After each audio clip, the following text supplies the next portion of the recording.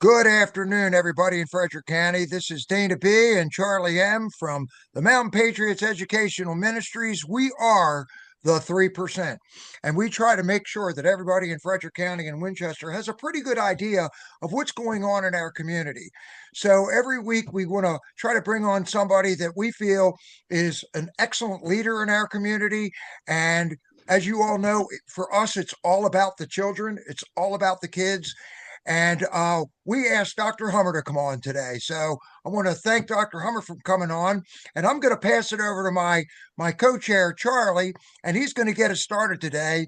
And we're going to have some fun with this. You ready, Dr. Hummer? Let's do it, guys. Thanks for Here we having me. go. Charlie, it's all yours, my friend. Thanks, Dana. And thank you, Dr. Hummer, for coming on. Um, what we like to start off with is learning a little bit about the people we're talking to, and so we can share that. Instead of jumping right into the topic of schools, um, who is George Hummer before you got into running a school system, before being an employee? And tell us a little bit about that background, that part of your life. Absolutely. Well, again, gentlemen, thank you so much for having me on. I greatly appreciate this opportunity to talk about the great things of our school system and our kids, but more than happy to start off about myself. So my entire life, I've always wanted to give back. I've always wanted to help others. I've always wanted to help people around me. And it all started back when I was in elementary school. Yeah. There was an opportunity for us to, we were all nominated to be peer counselors. And I was a peer counselor for my peers. And so when a student was going through something or needed somebody to talk to or just wanted to talk through a difficult situation, I went through a bunch of training to do that. And I was that person. And I loved that. In middle school and high school, I was an aide for our special education classes. So there was always that one extra class you can take back when I was going to school. Like you could be a library aide or what have you. Well, I was in those classrooms and I was helping students and I was helping students in need. And it was just a great learning experience for myself. And that was all instilled in me from my mom. My mom is a lifelong special education teacher. She's still a special education teacher. After 30 plus years, she retired and then didn't want to be away from kids and went back at it. So she's still doing it today. And I owe a lot to her for what she's instilled in me. So right after college, after I graduated, I was what you call an adult basic ed instructor, where I was teaching adults with disabilities on how to how to get into the community, how to get a job, how to run a household, how to just develop basic day-to-day skills. It was a great opportunity for me to really see that side of a community. And that was literally right in the summer of when I graduated. And then a job opened up that September at Battlefield Middle School in Spotsylvania, Virginia, as a math and a science teacher, and rest is history. So I've been in education for 21 years, loved every single day of it. I tell everybody, if I were to retire at 35 years as a teacher, I would have been happy as a clam. Like I always gave 110% every step of my public education career.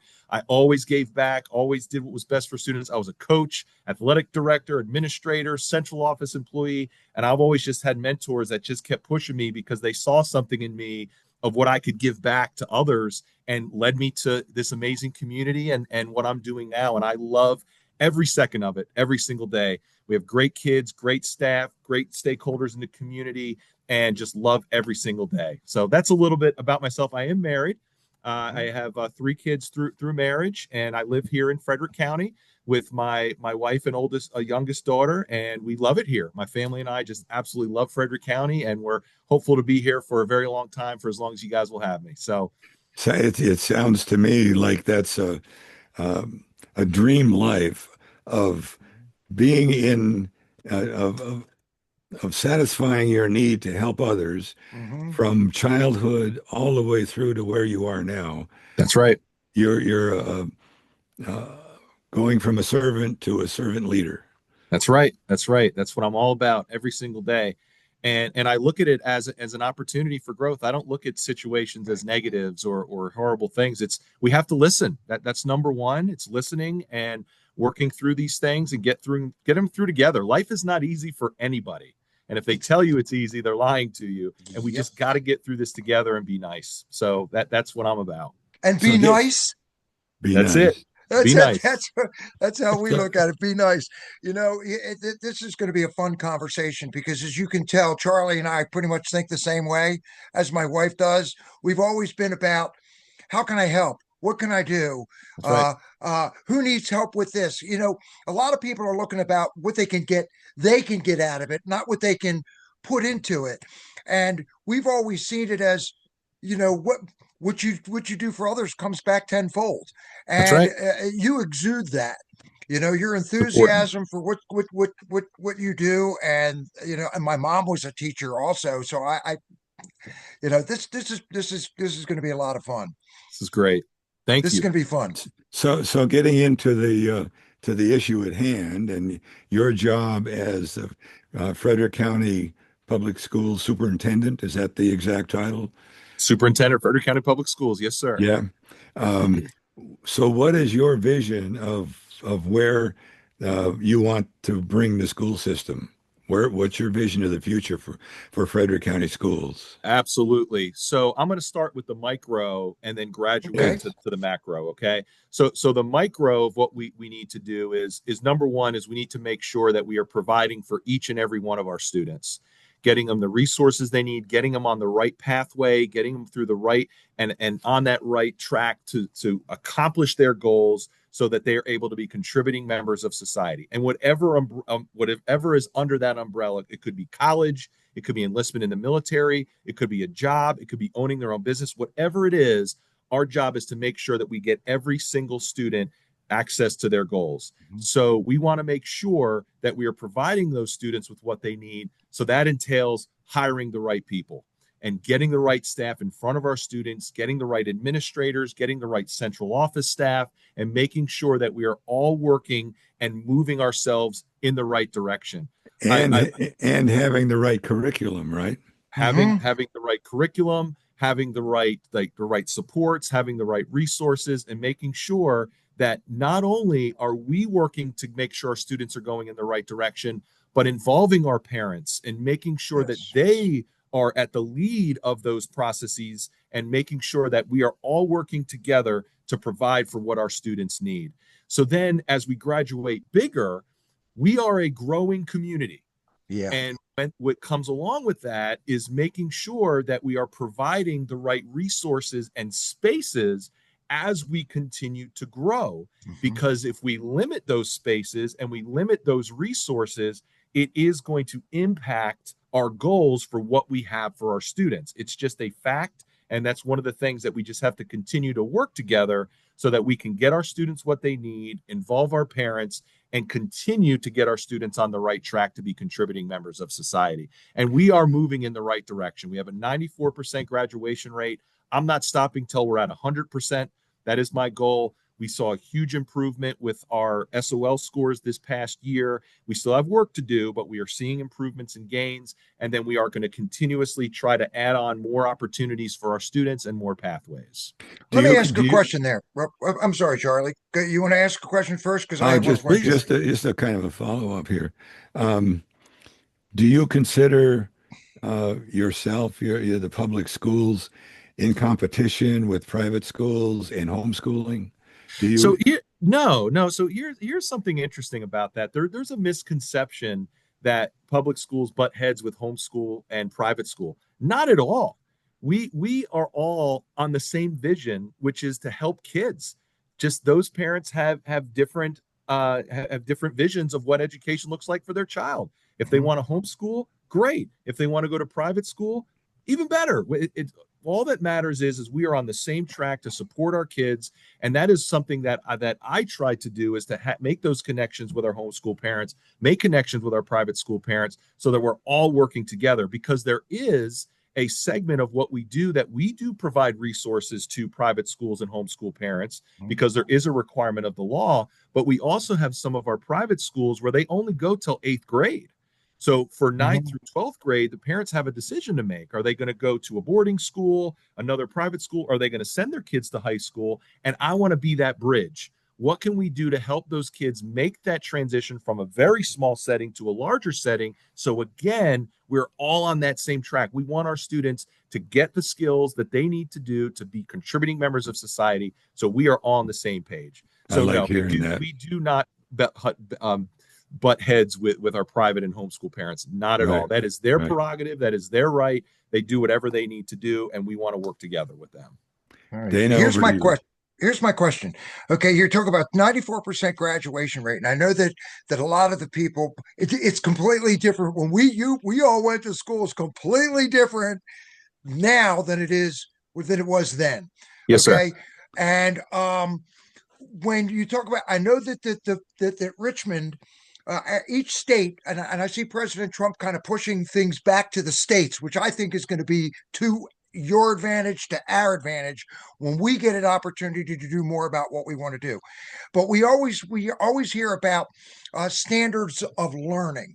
Now, I was brought up in a private school. I was lucky enough that my parents and I put my son through private school, where there's a standard of quality. Okay, so it's not just getting the information fed to us; it's the student getting the quality of the education.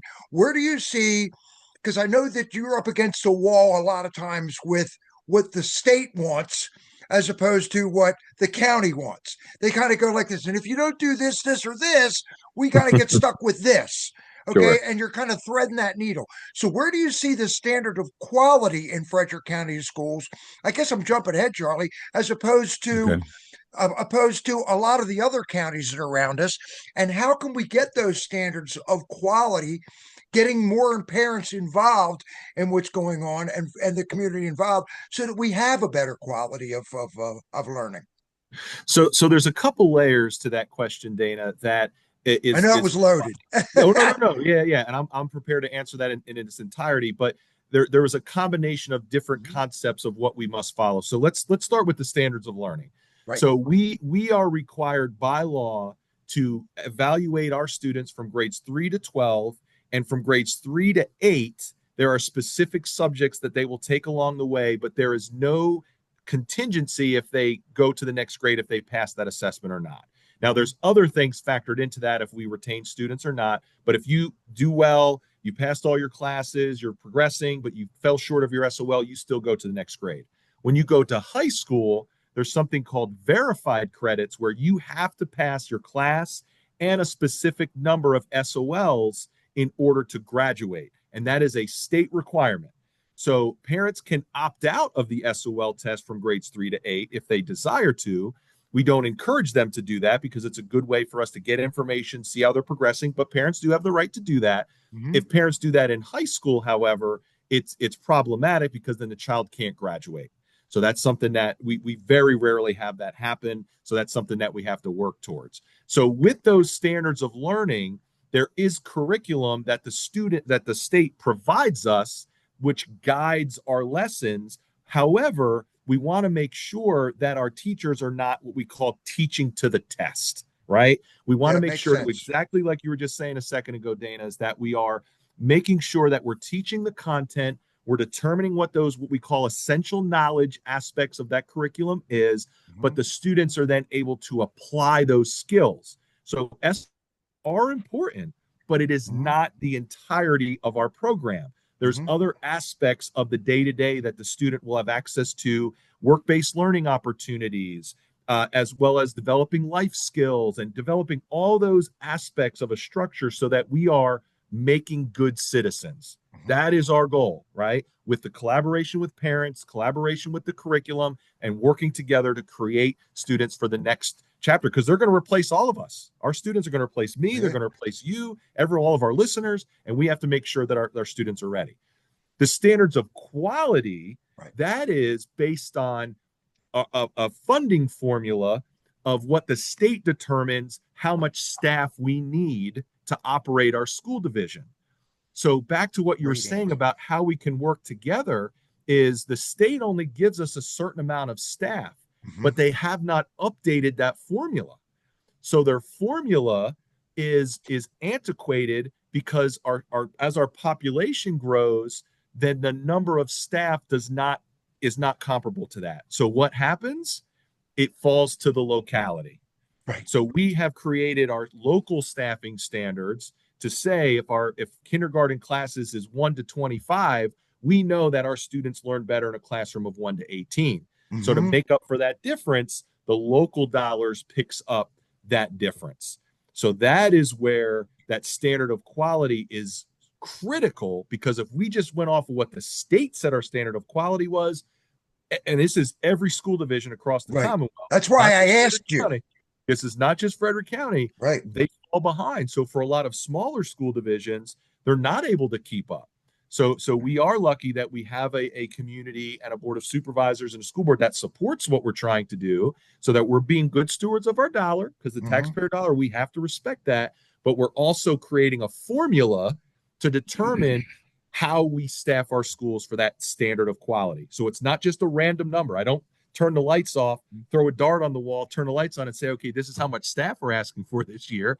That standard is based on what our school board determines, and then we base our staffing at each of our schools. So that's where that standard of quality comes from.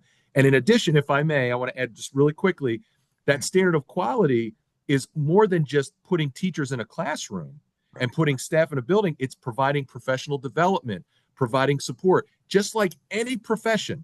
If you look at, say, an airline pilot, they don't just go to class one time and then that's it. I don't want to jump in a plane if an airline pilot only went to class one time. They always get training. So we always have to sharpen our tools, make sure that we're evolving with the times, and making sure that we're staying on top of our craft, which requires PD and getting credentials. And that's a state requirement. A teacher, before they get their license renewed every 10 years, has to get specific CEUs, just like any other profession. And let me ask you this then. Yeah. You're talking, okay, because I've had students go through the system too, and Frederick County actually does a lot better than a lot of the school systems that are around. I'm kind of thinking out loud here.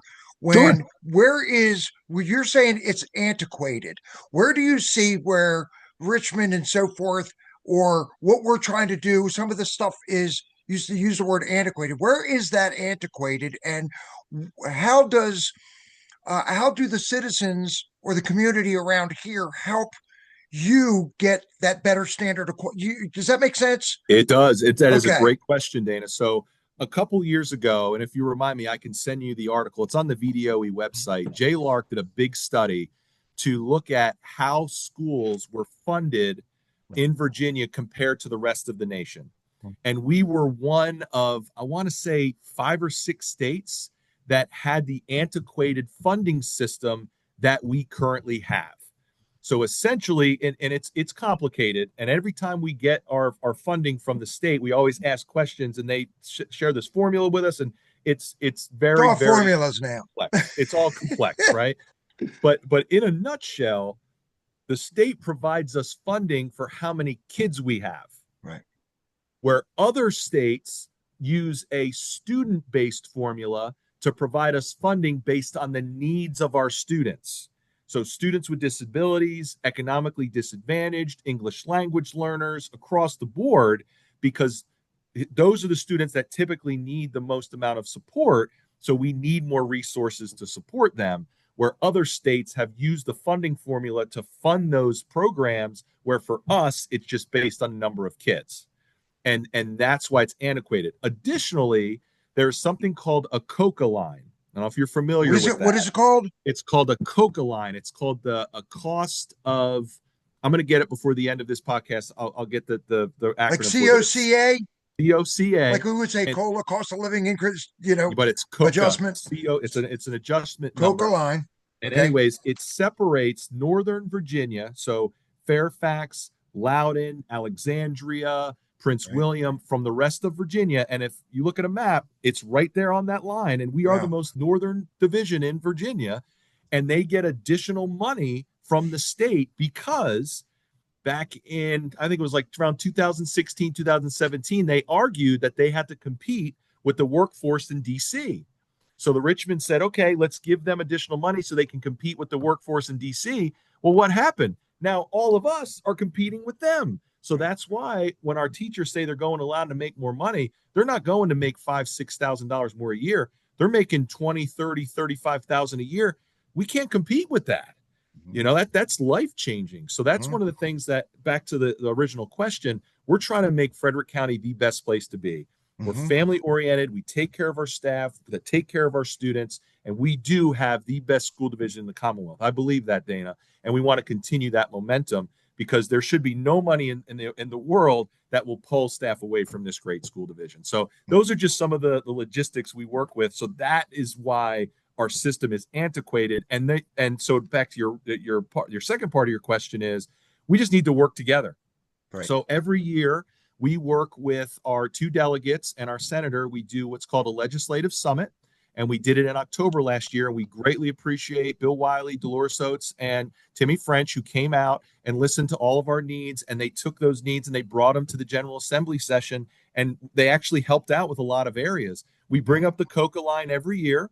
And that's something that is going to be a heavier lift. But part of that is really changing that funding formula. So the school board and we lobbied for that. And we just need to continue to support each other to make those changes, because that will help out with that funding formula to hopefully fund some more money, get some more funding from the state. I think when I hear you and I listen to you, I feel like a lot of the schools, especially across the United States right now, are kind of pigeonholed, if that makes any sense. You know, right. They're kind of forced into, and you get X amount of dollars to do this, or it's based on this, or it's based on this formula, it's based on this formula. And we spend so much more time doing that stuff than actually doing what we might need to be doing, if that makes any sense, you know? Yeah. So a lot, I mean, a lot of what we do is bound by how much funding we receive.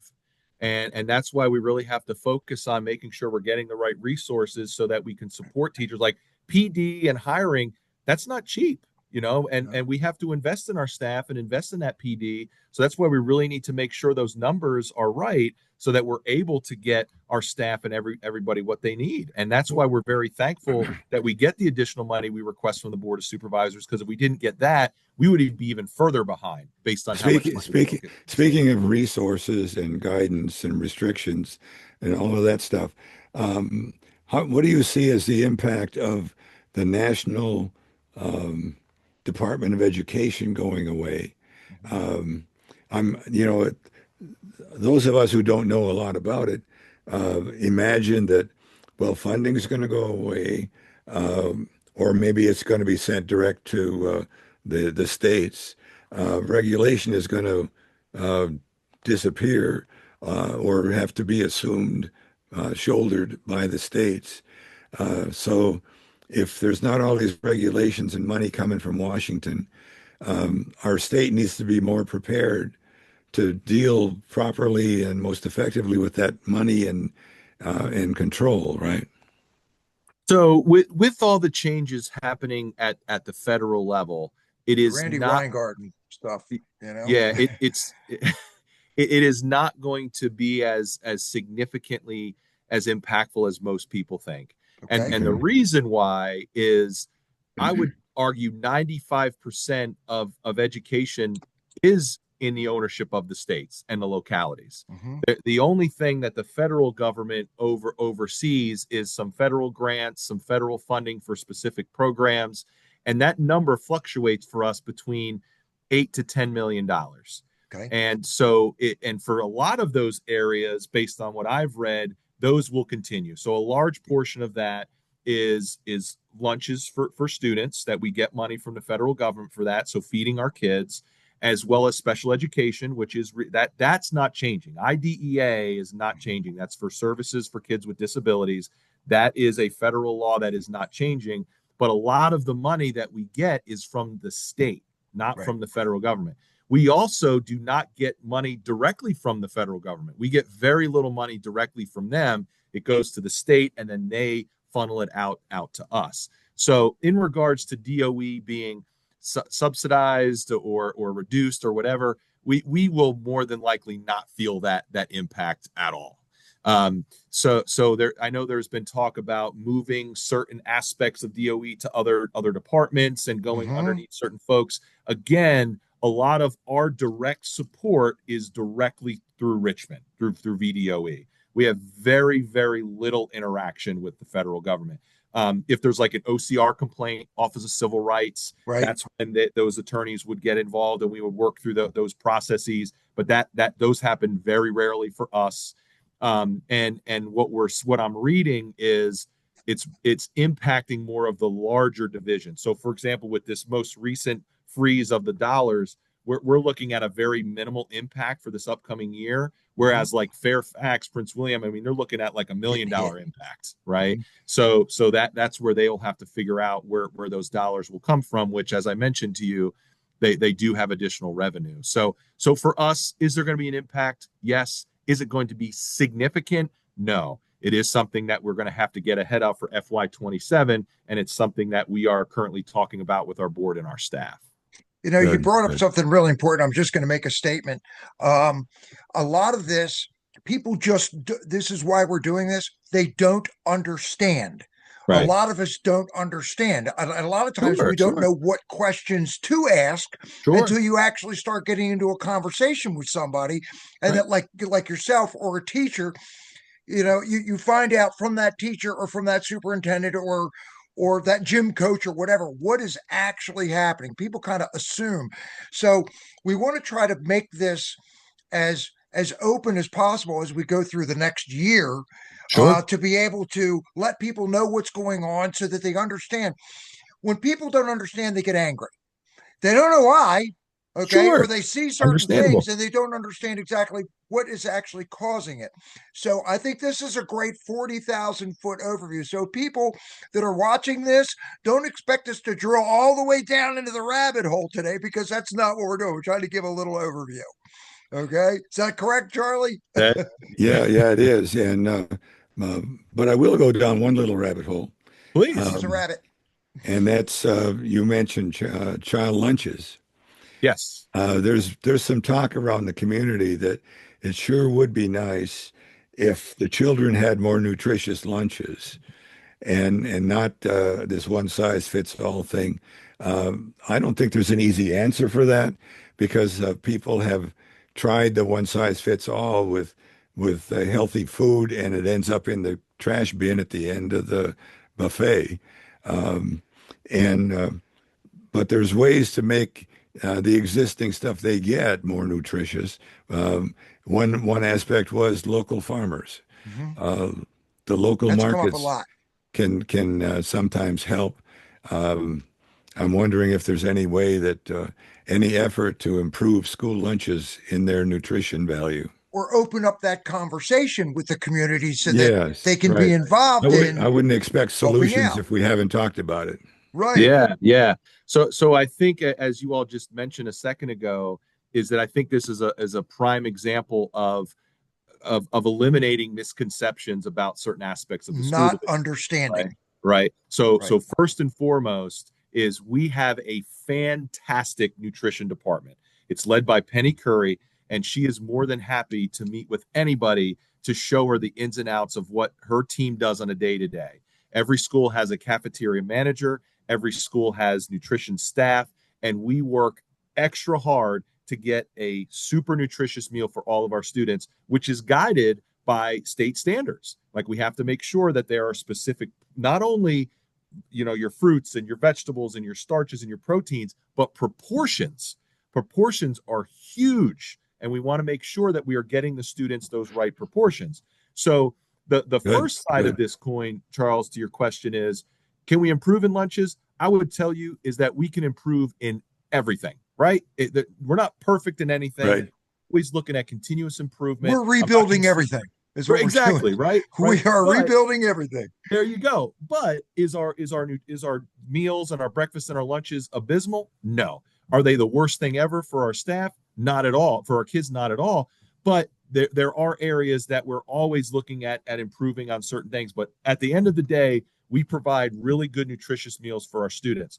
In regards to what you're calling farm to table, Absolutely, we want that, and we are already doing that. One of the issues that we ran into, Charles, is we did a 30-mile radius Hmm. of trying to tap into some farmers to provide the meals that we needed. Because as you can imagine, we're serving, A I mean, lot of about people. a lot of kids. I think I don't want to give the exact number, but it's probably close to 75% of our kids eat breakfast and lunch. Mhm. So that's a lot of food. So when we did that, there wasn't any local farmers that were able to provide us with the level of food that we needed. But Right. we did find a farmer that was willing to give us some ground beef. It was expensive, it was still within our budget, but we were able to do that like once or twice a month throughout the school so we can pursue that farm to table. We are still looking at other opportunities. So if there are other farmers out there that is willing to participate and give us some farm to table type opportunities, we are all about it, because We're that is looking into it for you. So absolutely, there you I mean, go. that's And a then big thing with us is it's huge. nutrition. That's right. We're big followers of Maha. I mean, what Robert Kennedy Jr. is doing right now is incredible, from Yeah. vaccines and masks and nutrition and food and dyes and everything else. When I was growing up, and it started probably in my generation, a lot of the problems kids have is because of their diet. And back then it started with, well, your kid is hyperactive. Let's just give him a pill. Where if we're watching what we're doing with the kids to begin with, number one, it's a lot cheaper. Okay. It's a lot cheaper to do it right. My grandfather used to say people never have enough time to do things right, but they always have enough time and money to do them over. So it made sense to me. That's So if right. there's a way for us as we go through this process over the next year to work on a farm to table, Yeah. okay, because we're starting to hook up with the homesteaders and so forth and bringing Yeah. other folks together. And I know that there's a lot of people that this is on their mind and that are willing to help out, and they're feeling heard. That's what we want to do. We want to make sure that people are heard. That's right. So important. So yeah. So like I said, if you have somebody, we can connect them with Penny Curry, and she's on it. And that's It's something that Penny Curry. Curry, Currey. Yes. You know what, Charlie? We have to have her come out. Absolutely. Mm-hmm. Yeah. Absolutely. And I've got a question about curriculum. Yes, sir. And you mentioned as many times as you're trying to prepare the children to do their best out in the big bad world out there. Sure.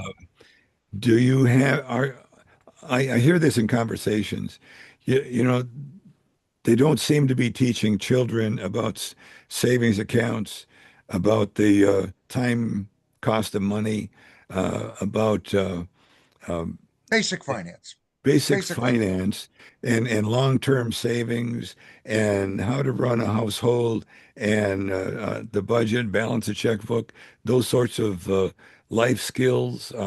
Is there something that you guys are doing or can do about that? or we could Yeah. help with. Yeah. So that is part of our curriculum, and not Right? only is it part of our math classes, but there is a finance class that our students have to take in high school before they graduate. Good. And again, as we were talking about earlier, can we always improve on these areas? Absolutely. Is there Right. different resources, materials for kids? Absolutely. But here's the issue that we run into, I mean, this is what, unfortunately, what America is based on. Is you could teach somebody about what a credit card is and what you shouldn't use it, how you should use it. But let's face it, when you get that application in front of you and you have needs, people are filling those things out. Doesn't matter what you taught them. And then they Especially always, now. right. So again, I wouldn't necessarily blame that on what they're not learning in school. They're learning it. It's just when they're exposed to it is what do I do with this now? And that's But why. they have to have the knowledge of compound interest in the back of their head Oh all the yeah. Oh time. yeah.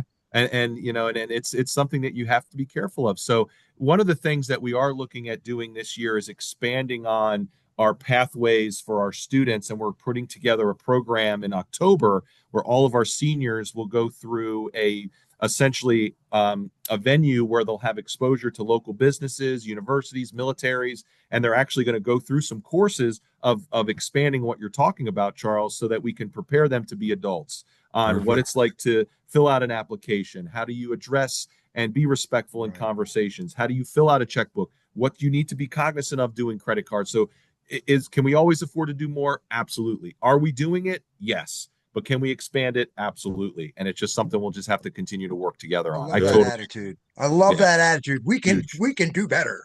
You know, Absolutely. I mean, we can Always. always do better. You Yep. just got to have the willingness of a community that instead of pointing fingers, I was taught that if you're pointing a finger, there's three pointing back at you. Right back at you. Yeah. So get out there and be a part of it. And it Yep. doesn't make a difference whether you're a mom or dad or a neighbor or a grandparent. Okay, Yep. get involved in what's going on. I mean, the kids, they need us. That's right. I mean, they need us, and you're right. It's going to come that time where we're going to depend on them, like our parents depended on us. We're going to be depending Right. on them, and we want them to have the right life skills, the goal Sure. setting, which we did in school, the finances. Oh, my wife had this. We always laugh. We had Mr. Heine. Uh, Mr. Heine was the guy that taught us how to do checkbooks and Uh-huh. compound interest, like Charlie was talking about. My Yep. grandmother always taught me how to sit down and write down your budget. You know, but look at our entire government's $37 trillion in debt, and somebody doesn't know how to work a checkbook.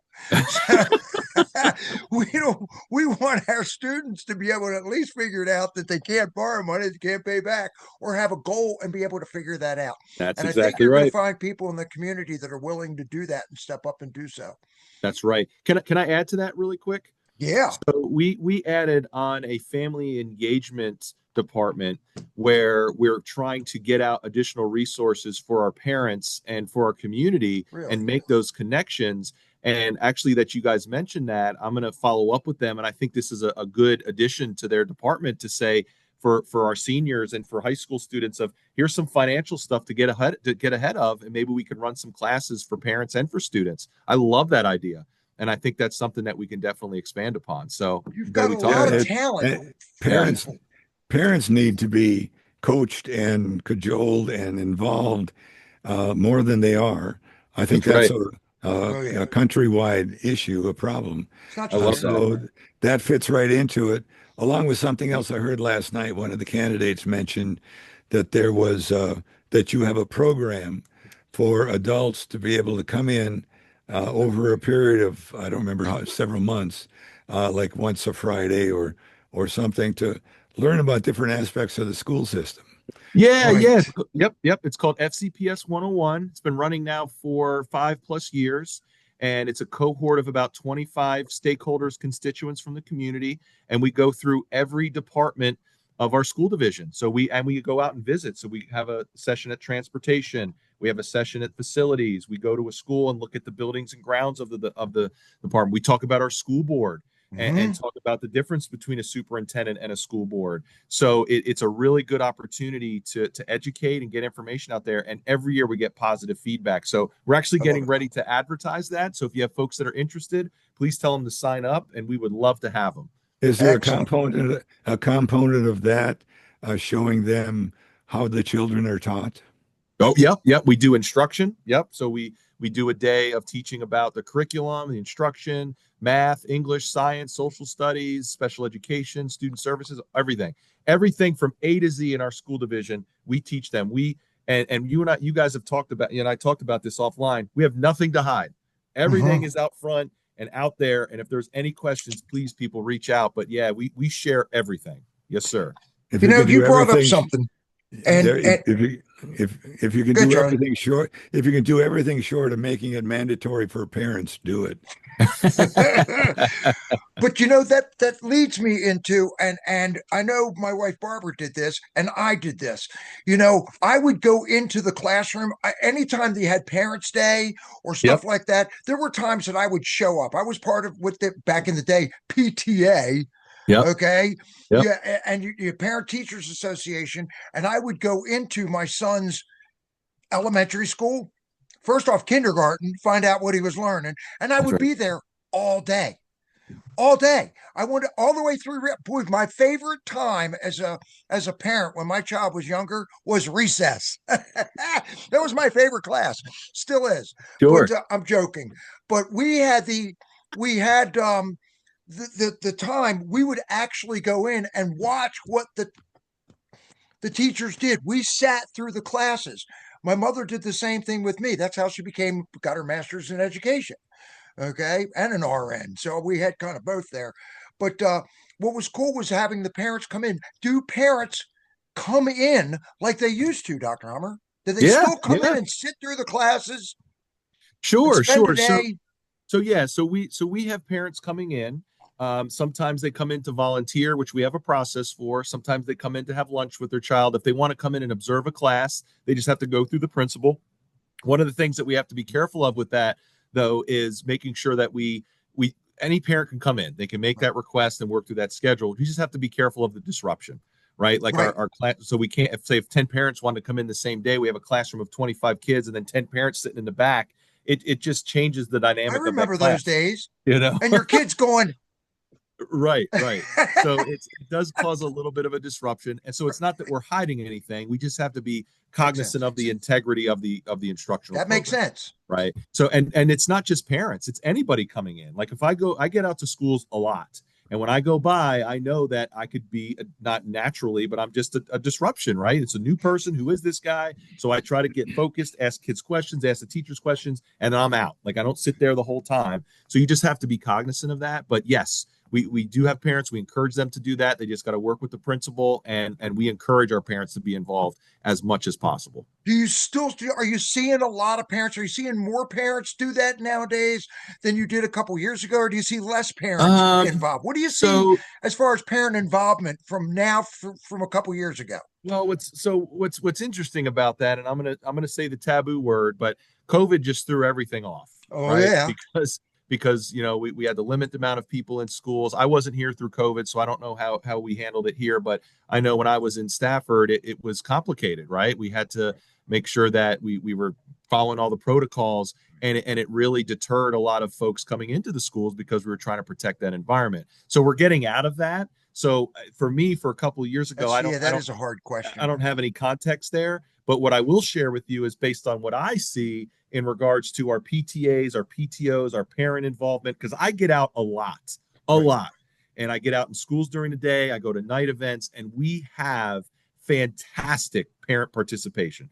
Good. Sporting events are always packed. Fine arts events like chorus and band and all those concerts are standing room only. They care and they're invested in their kids. They're invested in the school system. And I can't thank our parents enough. So, and again, do we have all of 50,000 of our parents showing up? No, I would love that. We'd have to find more space to where they go. And plus, people are busy. I get that. But overall, our parents are very much involved, and I greatly appreciate it. That's good to hear. Yep. On another note, Mountain Patriots Educational Ministry is working on developing some videos. We've had some good experience with having George Washington show up at our Wake Up Winchester conferences. Number 8. I heard about it. Yep. Yeah, Yep. That's great. And we've had Liberty Man come by and talk about the revolution from a soldier's perspective.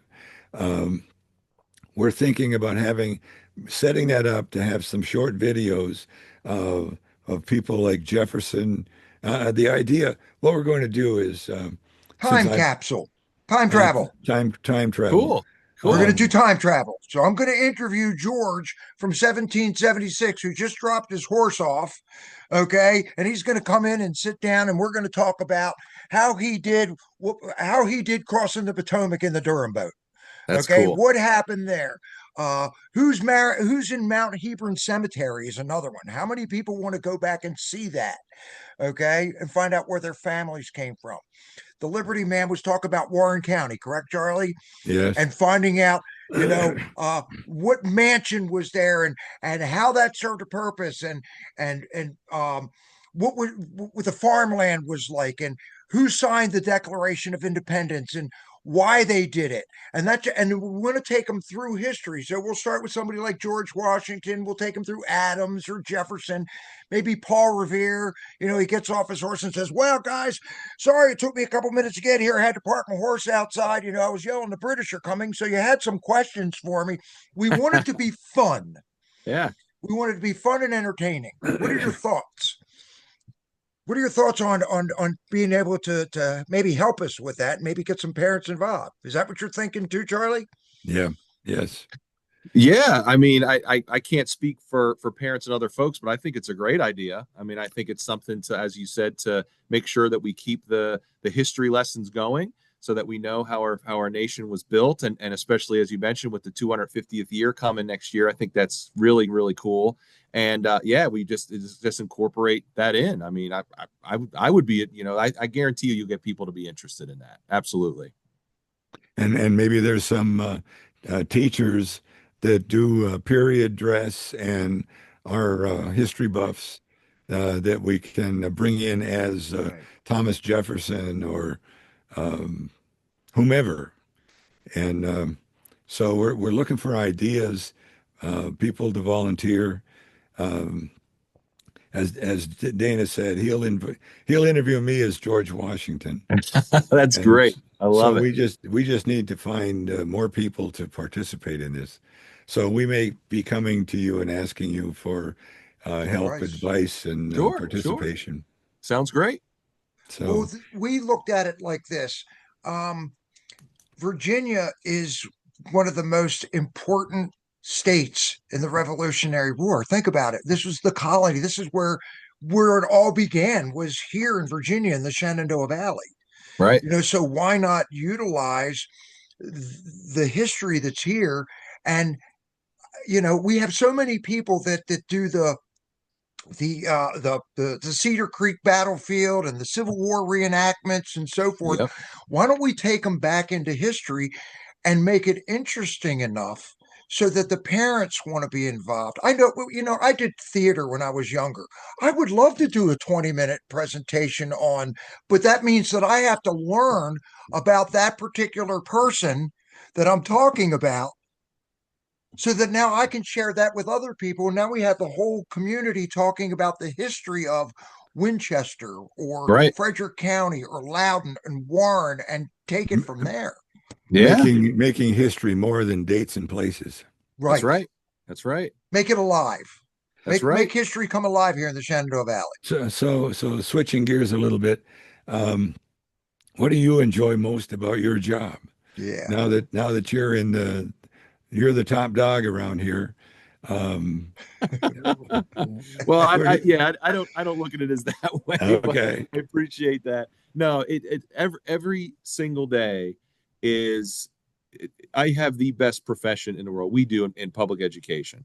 We are impacting our future. We get to interact with students, with staff, with parents, with stakeholders, with great folks like you guys. Like I seriously have the best job in the world, and it's all for our kids, and it's all for creating pathways and opportunities and making an impact and influencing. I mean, you can't beat that. There's no job better. And as I mentioned to you about who I am and where I'm from, that's what I've been about. It's about service and it's about giving back and it's about making a difference. Everybody I'm sure has shared with you with your interactions with a lot of our school board is I don't say I'm 24/7 just to say I'm 24/7. Like this is my life. And I know my wife gives me a hard time about it, but it is something that I'm about and this is who I am. And I am all in on making a difference for our students here in Frederick County. And that's what I'm about. And every day, like as I mentioned to you guys, I am intentional about getting on my calendar of getting into schools, talking to students, talking to staff, talking to parents, seeing the great things our kids and staff are doing, and having hard conversations of making adjustments, making shifts, making sure we're moving in the right direction. And it's not just about just going around glad handing and smiling. It's about making Right. sure we're in the right Right. direction, right? And having hard conversations about why are we doing this and why are our lunches like this and how can we improve this? And we just need to always be moving in the right direction. And that's what we're all about. And that's what I'm about. And honestly, it's interacting with kids and the amazing individuals of this community and our staff. That is the best part of every single day. So The kids, and it's all everyone about gives the me a hard, kids. and everyone gives me a hard time about this, but ever since I started as a teacher, I never had summers off. There was always something I was working on or doing. So I've never had that experience. So I miss the kids, that very first day after, that last day of school, I'm like, where are the kids at? So we do have summer school, which is good. And we have a small portion that still come and learn the things they need to learn. But I just miss the kids. I want them back and they'll be here soon enough. I know, but that's what we're all about. Yeah, you're this close, aren't you? Yep. 16 You're this close days. to them coming back.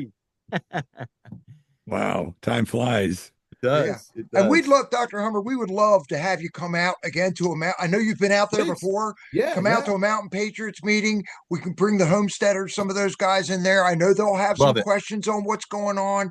Yep. Nice little community discussion. I would, we get division when people don't work together.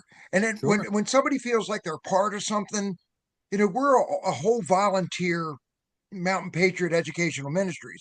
And people, when they feel like the people that don't have anything to do aren't as interested in it. And you say, you know what, we have these 7 ministries. What would you like to be part of? Well, I'd like to do that.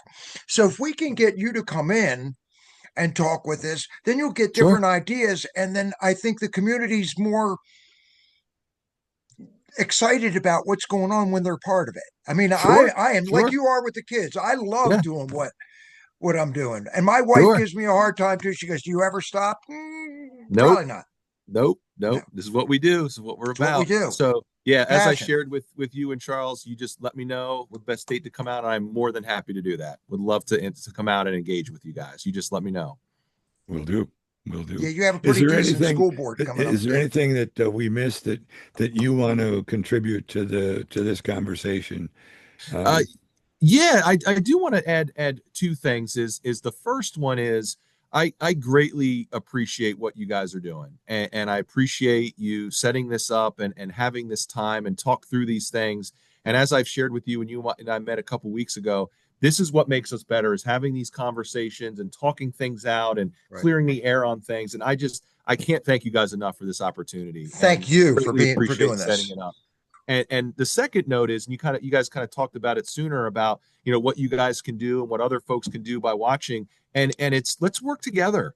Like you said, if there's something that's happening or you have a question about something or something doesn't sound right, reach out. You will get honest, upfront answers about everything we have going on. We are not perfect, and we work hard to be perfect, and we work hard to get. I have a very high standard for everybody, including myself, and we just want to make sure that we're working together and clear the air on things. And we might disagree, and that will happen, but we're going to respect each other. We're going to be nice, and we're going to be kind, and we're going to find some common ground as we do what's best for our kids and do what's best for this amazing community. So for those watching and for you guys, just please encourage people to reach out. That we just want to make sure we work together and we do things in a cordial manner.